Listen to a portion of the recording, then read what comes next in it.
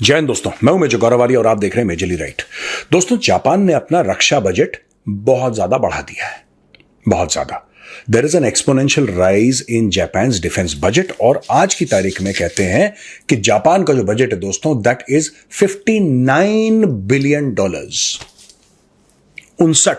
अरब dollar का Japan का budget हो गया है। उनकी फौज ज्यादा बड़ी नहीं है।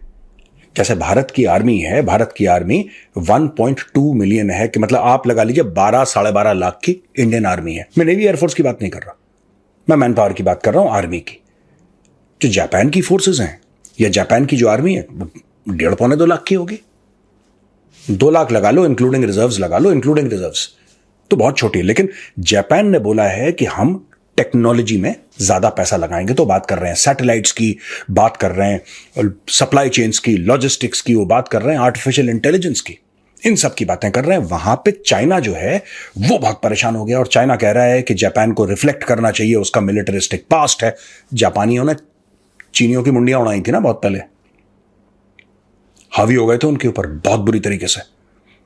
और जापान का किरदार सेकेंड वर्ल्ड वॉर में आप सबको मुझे बताने की आवश्यकता नहीं, आप मुझसे बेहतर जानते हैं। लेकिन दोस्तों, जो जापान ये कर रहा है, सॉल्यूशंस की बात करते हैं। पहली बात, भारत को इससे बहुत फर्क पड़ता है, इसलिए आज मैंने टॉपिक चूज करा है। और भारत को इसलिए फर्क पड़ता है क्योंकि जापान भी क्वाड का सदस्य है और भारत भी क्वाड का सदस्य है। क्वाड को भारत ने रोक रखा है कि इसको मिलिटराइज ना करें, लेकिन एंगल वही है। क्वाड इज, एटलीस्ट चाइना ये समझता है और मैं भी कम से कम यही बात समझता हूं कि quad is an anti China alliance. AUKUS तो हार्डकोर एंटी चाइना अलायंस है, लेकिन quad specifically is an anti China alliance. अब जापान को प्रॉब्लम है और जापान की सबसे बड़ी प्रॉब्लम है मैन पावर की। एजिंग पॉपुलेशन है, यूथ बहुत कम है, लोगों की शादियां हो रही हैं, लोगों के बच्चे नहीं हो रहे, और वो जो पॉपुलेशन है धीरे धीरे धीरे बूढ़ी होती जा रही है। यंग लोग शायद इतना फौज ज्वाइन ना करना चाहे क्योंकि जापान में कॉर्पोरेट कल्चर है भाई, साफ सीधी बात है। वहां पे हाईटेक लाइफ है और फौज की जो जिंदगी होती है ना, वो दोस्तों आसान नहीं है, वो बड़ी कठिन है। तो बहुत कम लोग चूज कर पाते हैं। अब मैं ये बोलना चाह रहा हूं कि यहां पे एक बात मैं, देखिए, इट्स वेरी इंपॉर्टेंट। सोल्यूशन क्या है? इसका भी सोल्यूशन है। मुझे लगता है कि जैसे फ्रांस ने शुरू करा था दोस्तों, जापान में ना कई सारे आइलैंड्स हैं, there are lot of islands in Japan. और जिस तरीके से फ्रांस ने शुरू करा था फ्रेंच फॉरेन लीजन, दोस्तों जो फ्रांस की जो एलीट रेजिमेंट है ना, फ्रेंच फॉरेन लीजन, आपको पता है दुनिया का किसी भी देश का नागरिक उसको ज्वाइन कर सकता है अगर उसका एक एजुकेशनल स्टैंडर्ड हो और कोई एक उसका if there is that he is in that age bracket, he can join. उसमें से कई ऐसे लोग हैं जिनके क्रिमिनल रिकॉर्ड्स, उनके क्रिमिनल, कोई खून करके भागा है, कोई डकैती करके भागा है, कोई किडनैपिंग, और वो सारे के सारे फ्रेंच फॉरेन लीजन में उन्होंने रख रखे हैं। ये नॉर्मल आर्मी में नहीं जाते ऐसे लोग, नॉर्मल आर्मी में तो फ्रेंच नेशनल्स ही जाते हैं, लेकिन अलग से उन्होंने एक रेजिमेंट खोल के रखी है इसी काम के लिए। और फ्रेंच फॉरेन लीजन इतनी खतरनाक है, वो बाहर जाती है ना, बाहर जाती है, तहलका मचा देती है फ्रांस के लिए वो। अब मैं आपको सोल्यूशन बताता हूं कि जापान को क्या करना चाहिए। प्रॉब्लम ये है, ये तो सब पता है क्या प्रॉब्लम है, एजिंग पॉपुलेशन है, लोग फौज में नहीं है, चाइना हावी होने की कोशिश कर रहा है। आप कितना भी पैसा खर्च कर लो यार, आप कितनी भी सैटेलाइट उड़ा लो, आप कितने भी जहाज ले लो, आपके पास पैसा है ना, आप सब खरीद लो, लड़ता तो फौजी है, हथियार चलाने वाला चाहिए। और जब चाइनीज आर्मी आएगी तो आपकी सैटेलाइट चाइनीज आर्मी से नहीं लड़ेगी, आपको ग्राउंड ऑक्यूपाई करने के लिए मैन पावर चाहिए होगा। यह बात तय है, आज से 100 साल के बाद भी यही होने वाला है। If you want to occupy ground, you need a soldier. हाँ, कल हो सकता है कि कोई रोबोट बना दे, कोई ऐसा खतरनाक जिसका दिमाग ही एक ह्यूमन की तरह चले। मैं फ्यूचर में ज्यादा नहीं जा रहा, लेकिन मैं आपको ये बता रहा हूं आज की तारीख में you need it and tomorrow also you need it. तो सोल्यूशन क्या है? या तो ये फ्रेंच फॉरेन रीजन की तरह एक आइलैंड में अपना खोल दें, 1 लाख 2 लाख 3 लाख लोग भर्ती करें, उनको पैसा दो, उनसे नौकरी करवाओ और उनको एक अच्छा पैकेज देके रिटायरमेंट के वक्त गायब करवा दो वहां से। एक और चीज है, जैसे कि इंडियन आर्मी में गोरखास हैं, ब्रिटिश आर्मी में भी गोरखास हैं, ठीक है? They can hire Gorkhas, they can hire other people from India, abroad, anywhere यार। अगर चाइना से लड़ना है तो क्या हिंदुस्तानी और क्या नेपाली यार, क्या इंडियन और क्या Gorkha, it is all the same thing. They should hire people from all over the world. भाई एक बात बताओ, सीधी सी बात है, आपको फोर्स तैयार करनी है, आपकी पॉपुलेशन नहीं है। पूरा मिडिल ईस्ट कौन बना रहा है? पूरा जो मिडिल ईस्ट है वो कौन बना रहा है? एशिया से तो लोग जा रहे हैं वहां पे, इंडिया से, पाकिस्तान से, श्रीलंका से, बांग्लादेश से, नेपाल से, वो लोग जा रहे हैं ना। पूरे दुबई के स्काईस्क्रेपर बना दिए इन लोगों ने, यही लोग तो बना रहे हैं जाके, चाहे वो इंजीनियर्स हो चाहे वो मजदूर हो, यहीं से तो जा रहे हैं।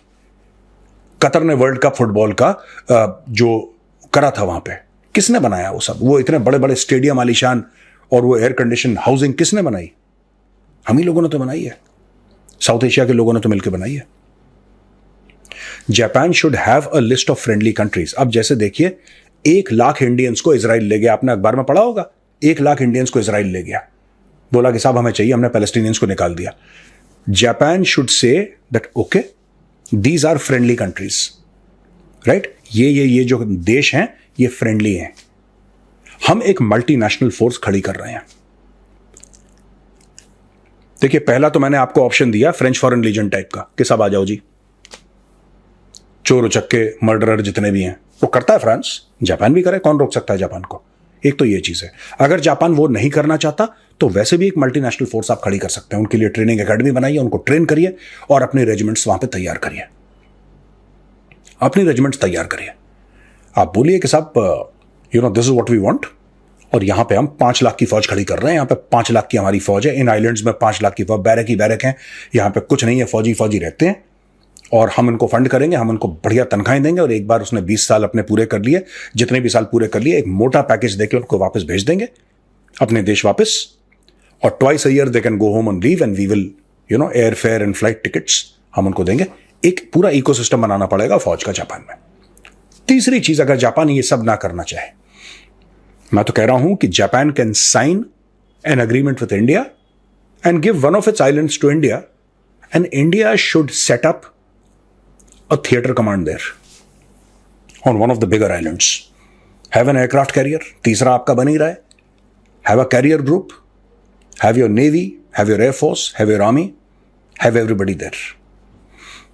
देखो, जापान को दोस्तों कुछ ना कुछ तो करना पड़ेगा। मतलब मैं आइडियाज दे रहा हूं, हो सकता है यार कि आइडिया, अब जापान बोले कि नहीं यार ये हमारे लिए नहीं बनता है, ये मतलब ये आइडिया में दम नहीं है, हम लोग वी कांट डू दैट, क्योंकि एजिंग पॉपुलेशन एक ऐसी प्रॉब्लम है which can't be solve like that यार, इट कांट बी सॉल्व। और आपको फौजी चाहिए, जब आपको फौजी चाहिए तो फिर आपको सोल्यूशन चाहिए उसके लिए, क्योंकि वो तो ह्यूमन बीइंग ही है ना with a rifle, a committed dedicated human being who is highly trained, right, and is ready to use violence to protect the country. Who will protect Japan?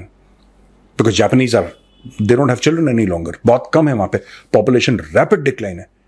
ऐसा हो सकता है एक दिन कि वहां पे सब 60, 70, 80 साल के बंदे मिले और यूथ दिखे ही ना वहां पे, जिस तरीके से जापान चल रहा है। बहुत बड़ा क्राइसिस है जापान में भाई, तो जापान को करना पड़ेगा, जापान को ये करना पड़ेगा कि आप लाइए लोग अपने 2-3 आइलैंड्स में, उनको बसाइए, आपके पास आइलैंड्स हैं, या तो ये करिए, या फिर आप ये बोलिए कि ठीक है, इंडिया जैसे देशों के साथ हम साइन करते हैं कॉन्ट्रैक्ट, हम कॉन्ट्रैक्ट साइन करते हैं, हम डील साइन करते हैं, defence deal, or Indian armed forces go there and they set up their own command there, right? And we say that we have a mutual pact with Japan, and Japan says ठीक है, हमारे पास कई सारे islands पड़े हैं यार, एक है ऐसा, आप ले लो, यहां पे अपना सेटअप कर लो, because China has to be fought. अब वो दिन चले गए जब हम बातें करें और कॉन्फ्रेंसेस करें और मीटिंग्स करें। चाइना का जो थ्रेट है वो बड़ा रियल थ्रेट है, and China will resort to violence whenever China deems fit, और ये होने वाला है, ये होने वाला, लड़ाई होने वाली है, भारत और चाइना की लड़ाई होगी 100%। कब होगी? 1 साल, 2 साल, 5 साल, 10 साल, 20 साल, आई डोंट नो, ये लड़ाई होनी है, ये लड़ाई तय है। उसी प्रकार से जापान को भी खतरा है, ताइवान को भी खतरा है, सबको खतरा है। India should look at a foreign base on Japanese territory if Japan agrees. India should put up troops, planes, radars, ships, the entire package.